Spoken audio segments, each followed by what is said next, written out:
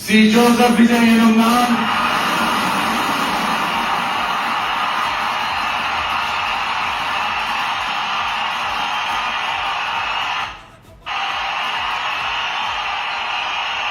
சட்டப்படி அமைக்கப்பெற்ற இந்திய அரசியல் அமைப்பின்பால் உண்மையான நம்பிக்கையும் மாறாப்பற்றும் கொண்டிருப்பேன் என்றும் இந்திய நாட்டின்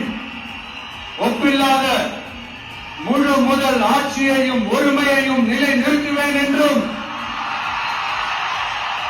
தமிழ்நாட்டு அரசின் முதலமைச்சராக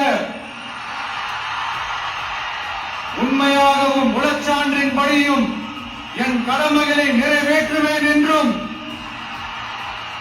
அரசியல் அமைப்பிற்கும் சட்டத்திற்கும் இணங்க